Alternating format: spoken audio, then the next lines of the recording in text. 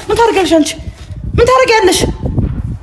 አልገቡ ካቢያ ትላንትና እንግዲህ ሁላችንም እንደተመለከትነው ሜሪ ማን ወንድ የሆነ ነው እስኪ ከዚህ በኋላ ገብቶ ልዑሌን ማየት የሚችለው? አብርሃም ራሱ ከዚህ በኋላ እኔ እዚህ ቤት እያለሁኝ ልዑሌን ገብቶ ማየት አይችልም ብላ ያዙኝ ልቀቁኝ ዘራፍ ስትል ተመልክተናታል። ዛሬ ደግሞ አብርሃም አንቺ ማን ስለሆንሽ ነው ልጄን ማየት የምትከለክይኝ ብሎ ወደ ቤት መሄዱን ሰምቻለሁ ማለት ነው። እጅግ በጣም ግርግሮች ተፈጥሯል። እኔ ከዚህ በፊትም ደጋግሜ ተናግሬያለሁ። ሜሮን ያለችበት ቦታ ግርግር ከመፈጠር የሩታን ሰላም ከመንሳት ውጪ የሚፈጠር ነገር የለም። የዚችን ልጅ ሰላም የምትፈልጉ ከሆነ እባካችሁ ከግርግሮች አርቋት ብለን ተናግረናል። እናንተ ግን ሰላማን አትፈልጉም ማለት ነው። ይባስ ሌላ ተጨማሪ ግርግር እንዲፈጠር ይባስ እዛ ጋር የሆነ የልጅቷ ስሜት እንዲጎዳ ከማድረግ ውጪ የምትፈጥሩት ነገር እንደሌለ ነው እያየን ያለ ነው። ዛሬም የተፈጠረው ያ ነገር ነውና እኔ በጣም አዝኛለሁኝ በነገራችን ላይ ማለት ነው። እባካችሁ በቃ ስለዚህ ልጅ ህይወት የምታስቡ የምትጨነቁ ከሆነ ሰላሟን ስጧት። አለቀ። እቺ ልጅ ምንም ለራሷ የምታንስ አይነት ሰው አይደለችም። ቤቷ በአግባቡ ማድረግ ትችላለች። እናንተ መታችሁ እሷ ቤት የመኖር ግዴታ የለባችሁም። በዛ ላይ ደግሞ እውነታውን እንነጋገር ከተባለ አብርሃም ላይ በዛ ልክ የመዛት መብቱም የለሽም። ትጠየቂበታለሽ። እንዴት ነው? አባቱ እኮ ነው። ረስተሽ ነው? ምንም ነገር ሊፈጠር ይችላል። አብርሃም ምንም ነገር ሊያደርግ ይችላል። ግን ደግሞ አባቱ ነው። በቃ በልጁ ጉዳይ ማንም ሰው መጥቶ እንዲህ ነው እንዲያ ነው የማለት መብት የለውም። አለቀ። ስለ ህግ የምታቂ ከሆነ ነገሮችን የምትረጂ ከሆነ ማለት ነው። አንቺ ግን ትልቁ ፐርፐዝሽ ምንድነው? ችግር መፍጠር ነው። የዛን ጊዜ በእነዚህ ልጆች ህይወት ገብተሽ ምን አይነት ችግር እንደፈጠርሽ ጥንቅቅ አድርገን እናውቃለን። ከዛ ውጪ ጋይስ ምንድነው ሌላ የተረዳሁትና ያየሁት ነገር ትላንትና ላይቭ ገብቶ ነበረ። ምናልባት ሄዳችሁ የተመለከታችሁ ሰዎች በደንብ ታውቃላችሁና እኔ ከዳር ሆኜ ብዙ ነገሮችን ለማየት እየሞከርኩኝ ነበርና እንዴት ስታሽሟጥጡ እንደነበረ ለሩታ አስበው ወጥተው ሲናገሩ በነበሩ ሰዎች ላይ እንዴት ሙድ ስትይዙ እንደነበረ በደንብ እናውቃለን። እግዚአብሔርን እውነታውን እንነጋገር ከተባለ ማለት እኔ ታዝቤ ነው ዞር ያልኩት። ግን እዛ ጋር ሰው አነሰም በዛም እዚህ ጋር ስለተፈጠረው ነገር ስለሚጨነቅ ነው ወጥቶ እያወራ ያለው። ግን እናንተ ቋንቋ ቀይራችሁ ምናምን ሙድ ስትይዙ ነበረ። ይሄ ደስ አይልም ማለት ነው። ከጀርባሽ ምን እንዳለ ጭምር በደንብ እንድናይ ነው እያደረገን ያለውና እኔ ምንም በቃ ያላስደሰተኝ ነገር ቢኖር ጋይስ የሜሪና ዳኒ እዛ ቤት ውስጥ መግባት ጭራሽ የማያስኬድ ነገር ነው። ከጎኗ እንቆማለን፣ እችን ልጅ እንረዳታለን፣ ካለችበት ስሜት እናወጣለን ትላላችሁ፣ ግን የምታደርጉት ነገር በተቃራኒው ነው ማለት ነው። ትላንትና የተናገርሽው ንግግር አብርሽን ስሜት ውስጥ ይከታል። ማን ስለሆነች ነው እሷ ልጄን ማየት የምትከለክለኝ ብሎ ዛሬ ልክ እንደመጣው መጥቷል። ግርግሮች ተፈጥሯል። ይሄንን ነገር ቀድመሽ ማሰብ መቻል አለብሽ። ሩታም ብትሆኚ መች ነው አንቺ ለራስሽ መቆም የምትችው? እግዚአብሔርን እኛ ራሱ በቃ እቺ ልጅ ጀግና ናት፣ ጠንካራ ናት ምናምን። አዎ ጥንካሬ አለሽ እናውቃለን። እስከዛሬ ድረስ የተፈጠረውን ነገር በሆድሽ ይዘሽ አልፈሽ ነገሮችን ለማለፍ እየጣርሽበት ያለው መንገድ ደስ ይላል። ግን ምንድነው ያንቺ ትልቁ ደካማ ጎን? ሰዎችን ተጋብዣለሽ ወደ ራስሽ ህይወት፣ በማይመለከታቸው ጉዳይ ላይ መብት ትሰጫለሽ። ሜሪ ያንን ነገር የመናገር መብት የላትም። አለቀ በቃ። አብርሽ ምንም ነገር ሊያደርግ ይችላል። የልጅሽ አባት ነው፣ አንቺም የልጁ እናት ነሽ። እርስ በእርሳችሁ የማትከባበሩ ከሆነ ማን ነው በእናንተ ዙሪያ ላይ መጥቶ ነገሮችን ሊያስተካክልላችሁ የሚችለውና ትላንትና ኖ ብለሽ ማስቆም መቻል ነበረብሽ። ያንን ንግግር ሜሪ ስትናገር ማለት ነው። በቃ የሆነ ታውቃላችሁ እሷ ጀብድ ጀግና እንደዚህ ነው ምናምን እንደተባል ነው የምትፈልገው ማለት ነው። እኔ የተረዳሁት ነገር ያንን ነውና ዛሬ በጣም ብዙ ነገሮች እንደተፈጠሩ ሰምቻለሁ ማለት ነው። ትላንትናም የተለቀቁ ሌሎች ነገሮች አሉ። ጋሽ አብርሃምም ሄዶ እነ ሄርሜላን ፋሚሊ ተዋውቋል። እና መች ነው የሄርሜላን እናትና አባትስ የምትተዋወቀው? እንዴት ነው ነገሩ የሚለውንም ነገር ደግሞ በሰፊው እናወራበታለን ማለት ነው። እንዴት ናቸው የኔ ተወዳጅ ቤተሰቦች? ደህና ናችሁ ወይ? አለን እግዚአብሔር የተመሰገነ ይሁን።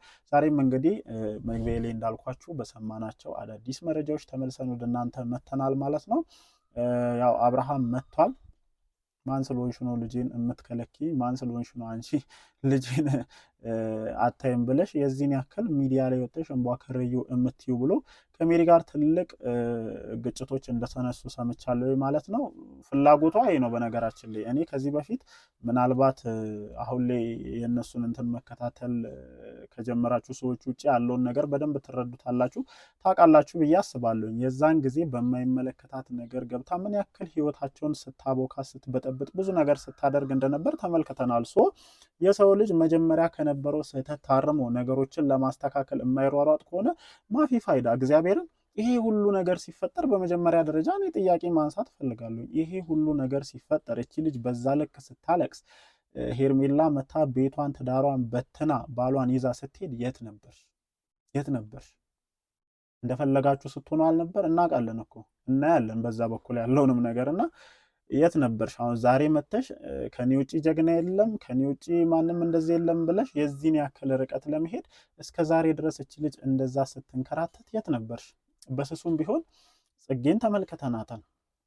መታ እንደ ጓደኝነት በእነዚህ ልጆች መሀል ገብታ ለማስታረቅ ጥረት አደርጋለች። ሶ በቃ በእሱ አቅም ሊሆን የማይችል ነገር ስለሆነ የእነዚህን ሰዎች ጉዳይ ለራሳቸው ትታወታለች። በቃ ጓደኝነት፣ እህትነት ይሄ ነው።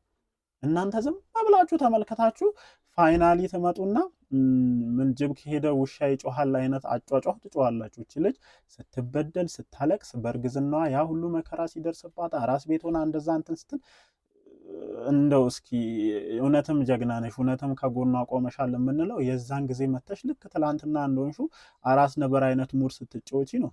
አንቺ ግን ሁሉም ነገር ከሄደ በኋላ ጀለሴም ሄዶ እዛ ቤተሰብ ከተዋወቀ በኋላ እንደፈለገ ሙድ ከያዘብሽ በኋላ ልዑልን አታይም። ኧረ እባክሽ እንዴት ነው ማየት የማይችለው? ምንም ነገር ሊያደርግ ይችላል አብርሃም፣ ምንም ነገር ሊያደርግ ይችላል። ነፍስ አጥፍቶ ወይኒ ሊወርድ ይችላል። ሄዶ ግን ልጁን የማየት መብት አለው።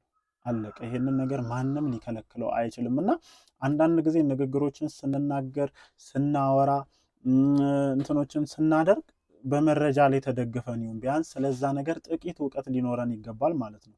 በቃ በስሜት ሊፈታ የሚችል ነገር የለም። እስከዛሬ ድረስ በስሜት ሄደሽ ምን ያክል ብዙ ነገሮችን እንዳበላሽሽ ታውቂያለሽ። በነገራችን ላይ የአብርሽና የሩታ እዚህ ደረጃ መድረስ የእናንተም አስተዋጽኦ የእናንተም እጅ አለበት። የዛን ጊዜ የፈጠራችሁ ክፍተት በመካከላችሁ ገብታችሁ ያቦካችሁት ነገር ተደምሮ ነው ዛሬ እነዚህ ልጆች አንድ ላይ አንሆንም ብለው የዚህን ያክል እንትን ብለው ወደ የራሳቸው ጎዳና የገቡት። ሰው አሁን ላይ በየራሳችን መንገድ እንራመዳለን ካሉ እነዚህ ልጆች መብታቸው ነው። ማንም ይሄንን ነገር እኮ ያከብርላችኋል። በመጀመሪያ ደረጃ ግን ሲለያዩ አትበጣበጡ። ሁል ጊዜ ሰዎችን መሀላችሁ እያስገባችሁ ችግር አትፍጠሩ ከማለት አንጻር ነው ይሄንን ነገር እየተናገረን ያለ ነው። የምሬን እኮ ነው እግዚአብሔርን። በቃ በመካከላችሁ በቃ ልክ የትኛውም ሰው እንደሚለያየው ማንኛውም ሰው እንደሚለያየው ይለያዩ። በቃ መለየት ካለባቸው አብረው መሆን የማይችሉ ከሆነ እሱም እዛ ፍቅር ከያዘው እሷም ደግሞ ከእሱ ጋር መቀጠል አልፈልግም የምትል ከሆነ ማንም ሰው እንደሚለያየው ተለያይቶ ሰላማዊ ሕይወት ይኑሩ። ልጃቸውን በአግባቡ በትክክለኛው መንገድ ሕግ በሚፈቅደው መንገድ እየተንከባከቡ ያሳድጉ። አለቀ። አንተ ልጅህን ማየት አትችልም። አንተ እንደዚህ ልጅቷ ጭንቅላት ሌላ ነገር እየመጣችሁ አትሙሉ። ሲጀመር ደግሞ አለቀ በቃ ሴት እንትን ትዳሯን ብትተውም ራሷን ችላ የመኖር መብት አላት እና ቤቷ ካልኖርን ምናምን እስከ ዛሬ የት ነበራችሁ? አሁን ዛሬ ላይ ሻንጣ ይዘን መተን አንቺ ጋር ካልኖርን የምትሉት እስከ ዛሬ የት ነበራችሁ? ስለዚህ አሁንም ግርግር መፍጠራችሁን አቁሙ። ዛሬ ትልቅ ግርግር እንደፈጠራችሁ ሰምቻለሁ።